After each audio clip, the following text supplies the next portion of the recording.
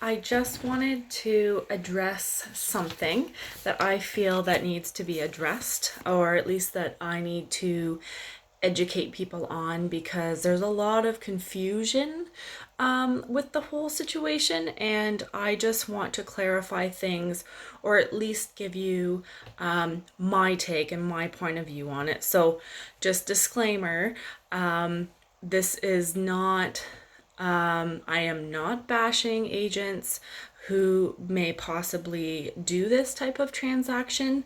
This is just solely my opinion. So if there's agents listening and they do this type of transaction, there's nothing against you. This is just how I do things personally and how I have learned from my experiences. So basically, what I would like to talk to you about is multiple representation. So, multiple representation can be in the buyer end and the seller end. Well, I guess essentially it's the same thing. So, but okay, first of all, I will admit that I have done this myself. I have been in a multiple offer situation where I represented the buyer as well as the seller, which means I had the house listed and a buyer approached me and wanted to purchase the property. And so I worked on the behalf of both the buyer and the seller. So I have done this about a handful of times in my 6 years of being a realtor, and that was enough times for me. I have learned that I personally don't deal well with the fact that I don't feel as though that I can represent both the buyer and the seller fairly and equally. And so and I've learned this by experience. So, I mean, again, this is just my personal opinion and how I see it. There are agents out there that double end deals, we call it double ending, or represent both buyer and seller in the same transaction. This happens on a daily basis, but I just feel that buyers should be educated and sellers should be educated on the fairness of this situation. So basically, I would like to explain this a little bit simplified, so very simple terms. So as a buyer's agent, so say you're my buyer and I'm your agent. My job as your buying agent is to get you the house of your dreams, the one that you've been waiting for and saving up for your entire life, probably thus far. My job is to get you, number one, find you that house, and number two, to get you that house at the best possible deal imaginable. The best price with the best terms, that is my job. So if you walk into this house and it's the perfect house, it's a little bit over budget, my job is to get you that house for the price that you can afford. And say you absolutely want that hot tub that's on the back patio, it's also my job to negotiate the terms of getting that hot tub to be included in your transaction or in the deal. On the flip side of things, as a listing agent or as a selling agent, my duties as your agent is to get you top dollar for your house. Generally, I would say that 98% of the time, anybody buying a piece of real estate wants the most amount of money they can possibly get, which is completely understandable. And as a selling agent, that should be your motive. That should be what you want to do for your sellers. And same as well is to get the best terms negotiated. So if you're selling a house and you have a hot tub, but you are bound and determined that you would like to take that hot tub with you, or something sentimental in the home that's in the home you want to take with you, it's my job as your selling agent to negotiate and make sure that those terms that you desire and you want are met. So regardless of if the buyer as a selling agent, if the buyer really wants your hot tub and you really don't want to let that hot tub go, then it's my job to make sure that that hot tub goes with you, rather than stays behind with the new buyers.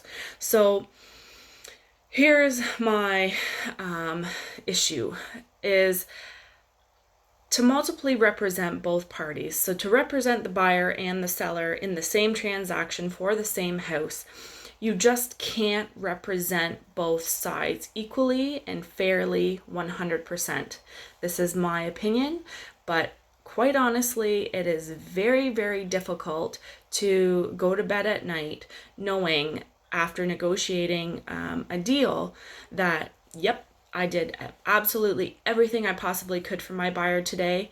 But then on the other hand, yep, I did absolutely everything I could do today to make sure that my seller was happy and they got all their terms met.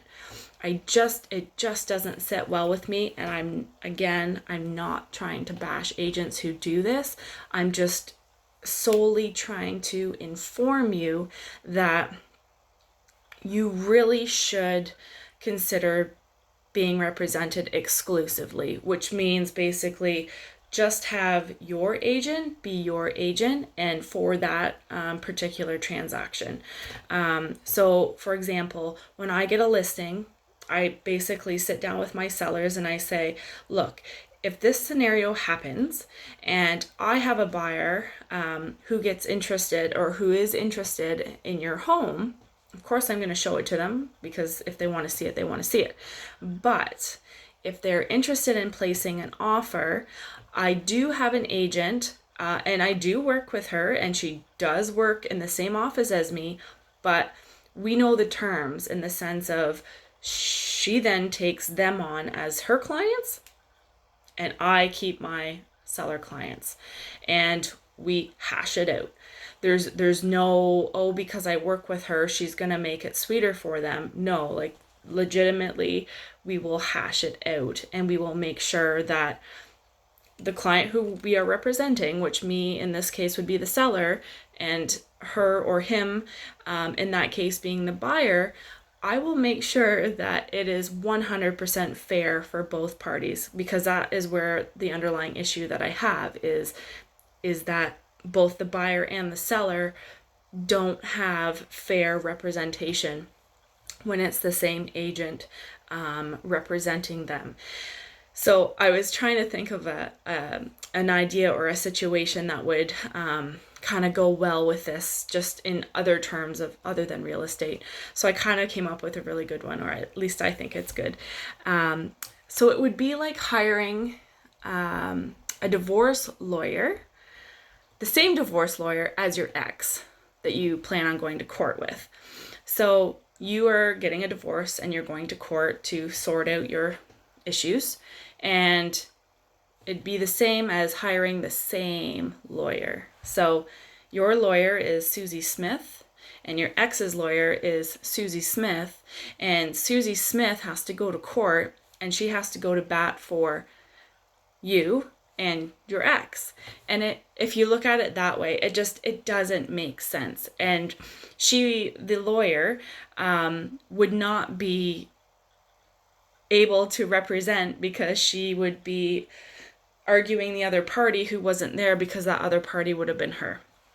So it doesn't make sense to think that it's okay that, or think that the agent has your best interests at hand when you're in this situation. I mean, all agents love their clients. If you're in real estate, you really do have to love your job. And I clearly really do love my job. And this is why I would be willing to give up a paycheck, or the majority portion of that paycheck, to ensure that my client is being represented fairly. I'm not about the money. I'm about my reputation. And when my reputation is intact, I feel good. But if I go into a multiple representation situation and my reputation gets tarnished a little bit because, well, the seller wanted this and the buyer wanted this, and somebody had to be happy. It just doesn't sit well with me. So anyways, so that was my example, was the divorce lawyer being able to hire, or that you would be hiring the same lawyer as your ex to represent you. It just doesn't make sense. And it shouldn't make sense in a real estate transaction either, because in a sense, the real estate transactions actually, when referring to this divorce lawyer situation, a real estate transaction is actually probably more money. So why would you risk that on a transaction? It just doesn't make sense.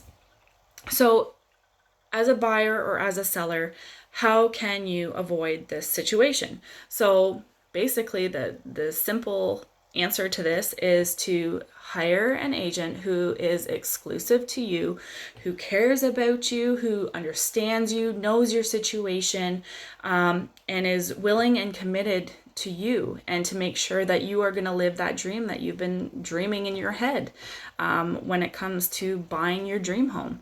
It's not something to be played with. It's something that's a very serious and a very expensive transaction and should not be taken lightly. So my advice is just hire an agent who is going to represent you, who you feel comfortable with, who you know has got your back in every situation. When your back's up against the wall, they're going to go to bat for you and make sure that no matter what, all your wants and your needs and your goals are going to be met at the end of the day. There's always the good guys and the bad guys, and I'm not differentiating agents that do that being the bad guys and who don't being the good guys. But a lot of times agents as a whole get this reputation about them when things go wrong, or when sellers don't end up getting what they want in the end. They're upset with their agent because they weren't fairly represented, or they felt that the representation wasn't fair. Or whatever. So I just feel I'm passionate about this because I want people to use agents to sell their house. This is what we do for a living. This is how we put food on the table. This is how we clothe our children.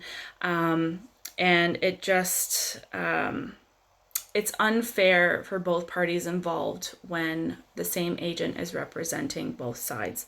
So that's basically my take on it. I've made like 5 pages of notes here because I just passively want to get the point across, and I don't want to come across aggressive or anything like that, or shameful or disrespectful or anything like that. But you as a buyer or as a seller deserve exceptional, professional customer service.